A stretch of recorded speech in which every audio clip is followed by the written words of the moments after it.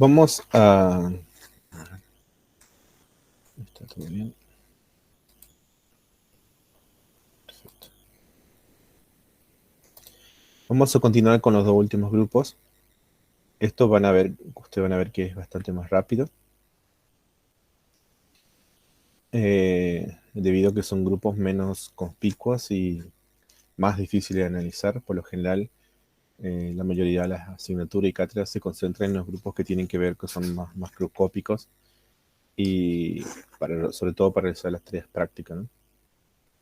Continuamos con el reino Straminópila. Yo les contaba a ustedes que este reino tiene mucho que ver filogenéticamente con el grupo con un grupo de algas, ¿sí?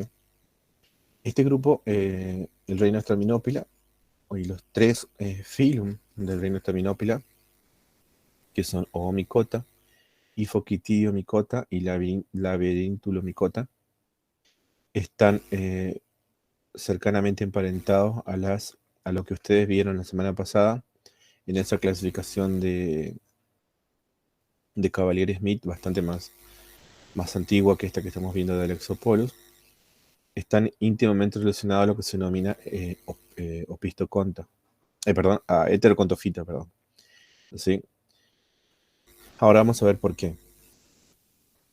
Los tres grupos dentro de Staminopila son principalmente acuáticos.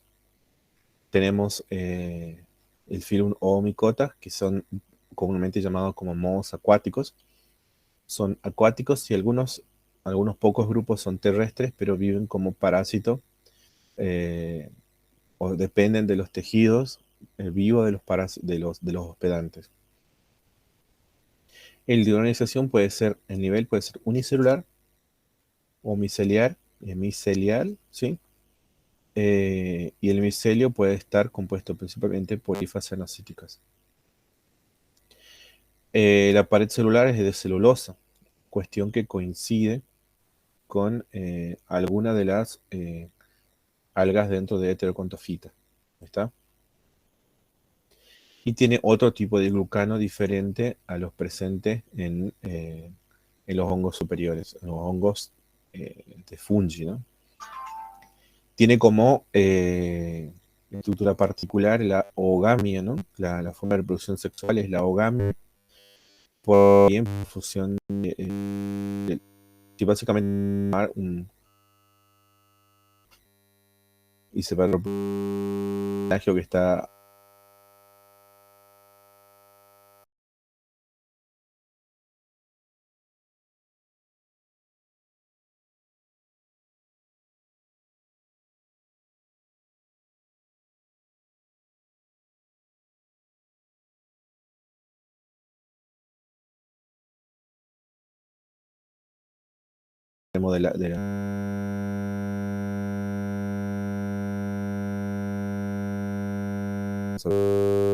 del contexto del micelio, ¿no? Se reproduce por zoosporas, la reproducción sexual, y en algún momento de su vida ustedes van a encontrar que las células flageladas tienen dos flagelos, uno liso y otro valvulado. ¿Qué implica eso? Estamos acá hablando del mismo tipo de flagelos y de células flageladas que habíamos visto en heterocontofita, es decir, uno liso y uno flagelado. Básicamente, siempre se pensó que podían estar cercanamente emparentadas a las algas feófitas o basilarioficias, crisoficias, xantoficias, pero solamente en los últimos años, con los avances de los estudios moleculares, se comprobó que están muy cercanamente emparentados. Generalmente son saprófitos, pero algunos pocos son parásitos. Algunos oomycota ustedes pueden encontrar del género Saprolegnium, por ejemplo. A los que tienen acuarios, van a encontrar en algún momento de la gente que tiene acuario, por ejemplo, va a encontrar que en algún momento alguno de sus pececitos empieza a cubrirse el cuerpo desde la cola hacia adelante de pequeños pelusas blancas, digamos, y es el hongo avanzando sobre el pez, digamos, básicamente empieza a comerlo vivo y a veces uno encuentra la mitad del pez nadando irregularmente y la otra mitad cubierta de una pelusa blanca es básicamente el hongo que se denomina saprolegnia. Y generalmente ocurre cuando manejamos no tan bien nuestro acuario, es decir, hay grandes cambios de temperatura, hay un exceso de alimentación, el agua está con poco oxígeno, etc. Dentro de Omicota están muchos de los grandes parásitos que afectan a los cultivos, ya sea en la vid o en la uva, digamos, o Phytophthora infestan que afecta a la papa, por ejemplo. Eso que ustedes ven ahí es o el cigoto, producto ya de la formación, la fecundación a través de la ogamia, ¿no? Antes de avanzar en el siguiente grupo, desde el punto de vista histórico, me gustaría que ustedes lean y ahonden en la peste de la papa y los efectos que estuvo desde el punto de vista demográfico eh, en algunas poblaciones o personas en el planeta, ¿sí? Traten de leer eso, que siempre es algo que comentamos y evaluamos en el examen, tanto práctico, parcial como final, ¿sí? Les encargo entonces leer qué efecto tuvo Phytophthora infectan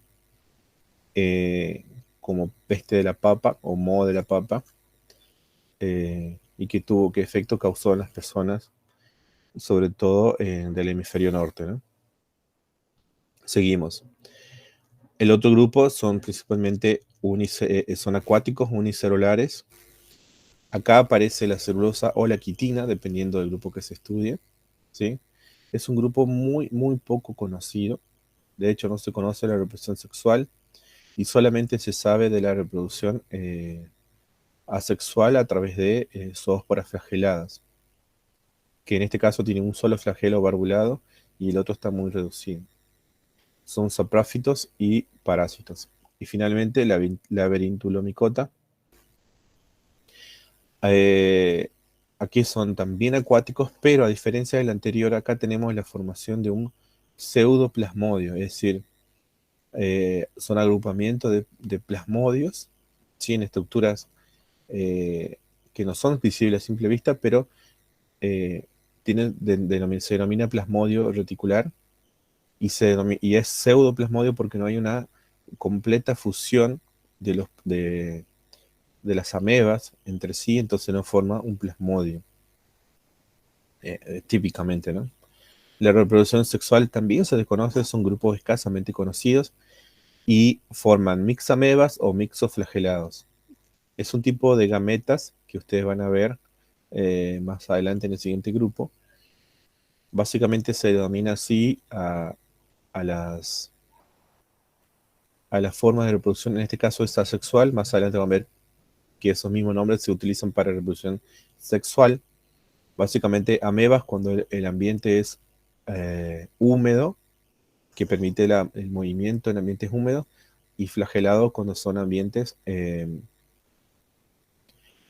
decía, cuando son ambientes completamente acuáticos. De vuelta, este grupo también tiene dos flagelos diferentes o heterocontos. Son parásitos o son saprófitos.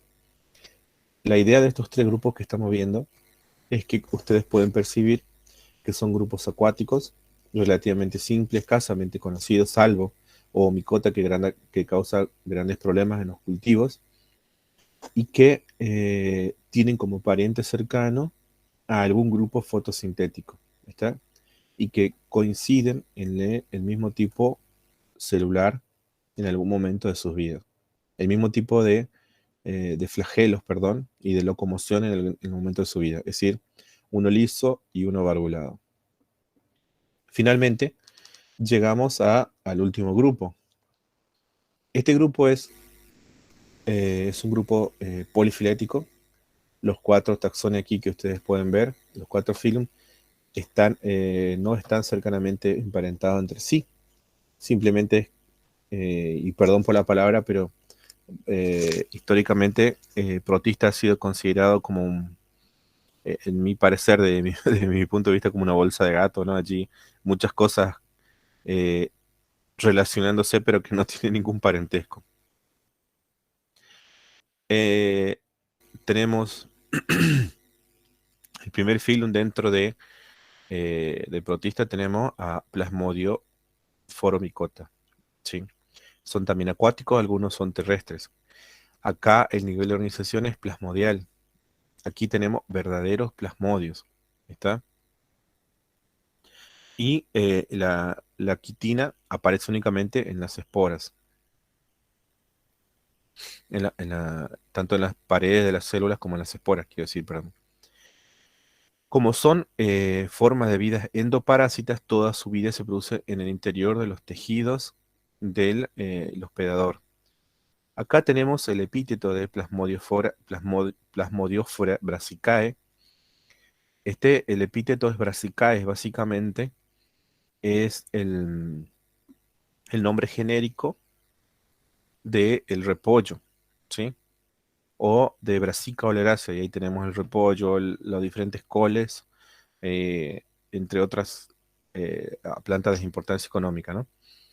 Y básicamente, miren acá, dice aquí Brassica, y al final tiene la terminación AE. En latín, AE significa, es un posesivo, significa Plasmodiófora de Brassica, ¿sí? Por eso tiene esa terminación al final. Otro grupo, pero que no son parásitos y que son formas terrestres, pero de lugares muy húmedos. Básicamente el talo es unicelular, ¿sí? Y en algún momento de su vida ese talo unicelular, que es como es un pseudoplasmodio básicamente porque las células entre sí no están perfectamente relacionadas, unidas, perdón. En algún momento de su vida emite y forma este filamento con su esporangia. ¿Está? Uno de los últimos grupos es Acrasiomycota, también son terrestres. Y otra característica que une a los anteriores grupos es la formación de un plasmodio o un pseudoplasmodio. ¿Está? En este caso son formas de vida saprófita. Eh, y los demás datos son escasamente conocidos. Se sabe que forman un pseudoplasmodio y que en algún momento se reproduce asexualmente por mixamebas. Em, Vamos a avanzar así, podemos llegar al final.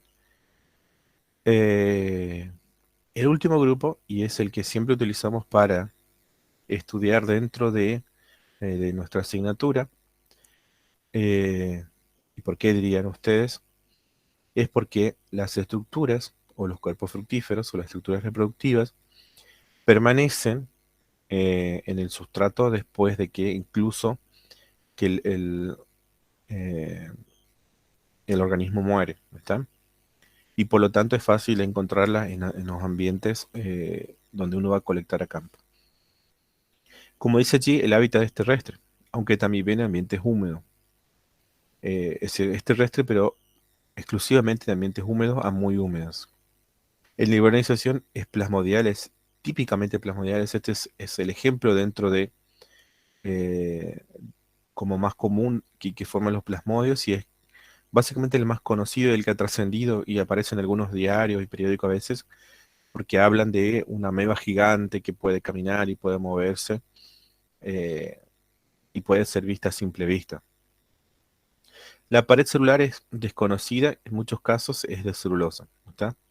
Y acá aparecen mixamebas o mixoflagelados, tanto para la reproducción sexual como asexual. Los flagelos pueden ser heterocontos y lisos, pero este grupo no está cercanamente emparentado a la heterocontofita, justamente por el nivel de organización plasmodial que no aparece en los otros grupos. Simplemente es saprófito, debo tener acá una imagen. Saprófito, básicamente se forman estos plasmodios que son visibles a simple vista, ¿está? Y se mueven muy lentamente, claro, a la velocidad de un mixomicete, se mueven y recorren las superficies así húmedas y van ingiriendo bacterias, esporas, esporas de otros hongos, o básicamente consumiendo a lo que hay a su paso, ¿no? Y en algún momento, ¿sí? Este plasmodio gigante se detiene y pasa por un proceso que como que empieza a deshidratarse. Y sobre el mismo empiezan a formarse estos pequeños piecitos con los esporangios. ¿Eh? Y en ese momento se forma esa estructura filamentosa que es la que tiende a unir a estos individuos en hongos en sentido amplio, ¿no? Básicamente la presencia de un pequeño pie con un esporangio. Ahora, ¿qué tiene de particular este esporangio a diferencia de demás grupos y por qué nosotros solemos incluirlo en el estudio de la diversidad vegetal? Sobre todo en los prácticos, ¿no? Y por qué este eh, pequeño cuerpito de fructífero acumula sustancias de origen calcáreo. Entonces, por eso tiene ese color blanquecino, a veces más oscuro, pero generalmente deposita carbonato de calcio en superficie, en su pseudotejido, digamos, y permanecen sobre las superficies donde alguna vez caminó el plasmodio. Vamos a ver acá el ciclo de vida. Partimos desde la espora. La espora que se libera de estos esporangios es N, ¿está? Esa espora llega a un lugar que está completamente húmedo, ¿sí? Con las condiciones necesarias para su germinación. La espora germina y directamente, producto de la germinación, se libera una ameba, ¿está? Esa ameba, denominada mixoameba, si está en contacto con ambientes eh, con mucha agua, se forman estructuras denominadas mixoflagelados, que ya son N, ¿no? Porque en la germinación se produjo por mitosis. Esas estructuras N, que son mixoflagelados, van eventualmente a transformarse nuevamente en mixoamebas para producirse la fusión, ¿está? De esas gametas. Esas mixoamebas se fusionan y van a formar una ameba diploide, ¿no? ¿Está? Re- Retoman la condición diploide del ciclo de vida. Siempre van a fusionarse amebas, aun cuando pasen en una etapa de su vida como formas flageladas.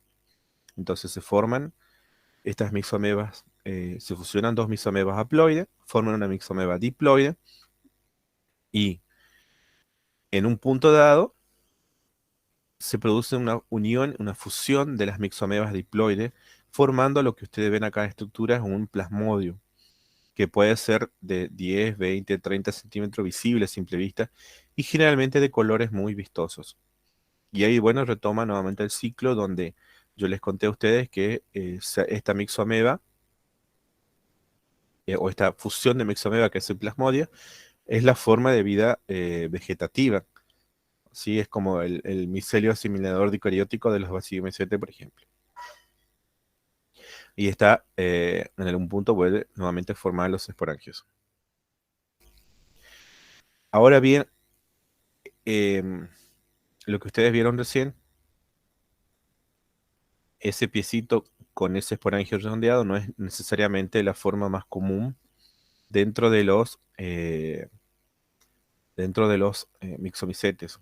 Hay algunos que son más alargados, por ejemplo el género Stemonite, o Physarum, que es el más común de encontrar, puede ser así negruzco o blanquecino. Acá se ve por transparencia unos filamentos en el interior del esporangio que algunos autores denominan capilicio, en el cual están ahí enganchadas y sostenidas las esporas. Me gustaría que para complementar este estudio ustedes lean los cuadros que hay en la guía de estudio. En esa guía de estudio ustedes van a ver cuadros comparativos donde se resumen estas características que estuvimos hablando, ¿sí? De los tres hay un cuadros comparativos eh, y está bueno que lo lean para hacer esa fijación del contenido, ¿está? Ahora me gustaría mostrarle una página que se llama Toll Web. Si ustedes lo conocen. Y siguen viendo aún la presentación, ¿no? Sí, sí, se ve, profe. Toll Web básicamente es proyecto de la construcción del el árbol de la vida, ¿no? Eh, Roots.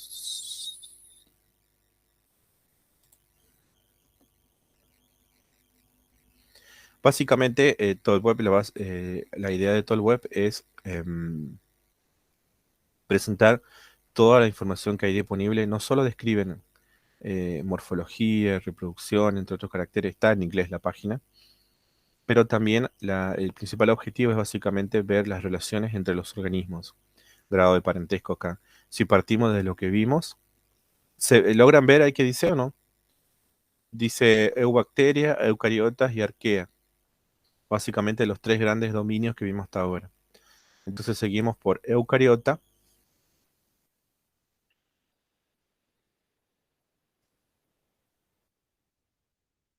A mejor a ti, ¿no? Sí, ahí se ve un poco mejor. En eucariota están divididos los grandes grupos.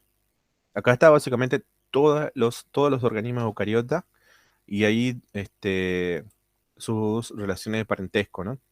Hasta ahora vimos lo que se denominan arqueoplastidia, ¿está? Y ahí estaban las plantas verdes y básicamente en este grupo están las algas verdes, algunos grupos de algas que antes estaban sin parentesco cercano y las plantas terrestres.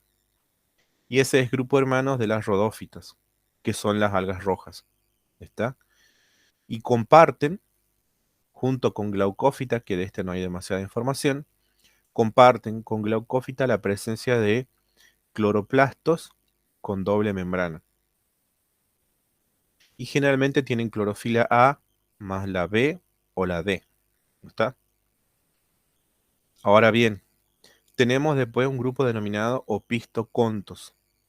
Allí, opisto o básicamente flagelos posteriores. Típicamente, si ustedes recuerdan un espermatozoide de un animal, los flagelos están atrás, digamos, e impulsan desde atrás al espermatozoide, por ejemplo. En cambio, en la alga, los flagelos son anteriores. ¿Sí? Y dentro de este grupo, dentro de los opistocontas, se encuentra fungi. Ahí tenemos, habla de mushroom o los honguitos de sombrero, los hongos en saco, la levadura, eh, entre otros grupos. Y de vuelta volvemos a tener hongos en sentido amplio, acá cuando habla de estraminópiles, ¿sí? Cuando habla de estraminópiles, ahí tenemos a las diatomeas, a las algas marrones, dice acá, o algas pardas, a las crisófitas, pero también tenemos a los mohos acuáticos, ¿sí? Como ven, la relación eh, entre los estaminópiles o estraminópiles de Alexopolus está perfectamente establecida ahora en la actualidad con las algas pardas, acá por ejemplo tenemos algas pardas, o le llaman acá brown algae, o feófitas, ¿está? Están relacionadas con las xantófitas, que son otro grupo de algas. Después tenemos diatomeas, como grupo hermano tiene las bolidofitas, que son un grupo de algas muy, muy pequeñas que forman parte del picoplancton. Después tenemos las crisófitas, que son algas de agua dulce que vimos la semana pasada. Acá tenemos a los oomicetes, que esta página no tiene especial desarrollo respecto a los hongos. Los hifoquitidiomicetes, laberintulomicetes, entre otros grupos. Es decir, hay una estrecha relación confirmada, son grupos cercanamente emparentados entre algunos grupos considerados anteriormente dentro de hongos, los estraminópiles, con las heterocontofita, a tal punto que el término heterocontofita se abandona y se adopta el término estraminópile para las algas pardas, para las diatomeas, para las crisófitas, para las xantófitas. ¿Está bien? Esa es la idea de mostrarles esto. Es a modo de ir cerrando y culminando estos grupos que son relativamente muy interesantes y complejos de abordar, sobre todo en lo que tiene que ver sus relaciones filogenéticas en la actualidad. De vuelta, si revisamos, teníamos algas acá en las algas verdes, en las plantas verdes, tenemos allí algas verdes, tenemos las rodófitas, las glaucófitas. De vuelta, si buscamos, volvemos a tener algas en Straminópiles y después en Euglenozoa. Y allí tenemos a la euglena, por ejemplo, que tiene como grupo hermanos a los Trypanosoma, ¿no? Que, son parásitos nuestros. Bien, ¿alguna duda respecto a esto?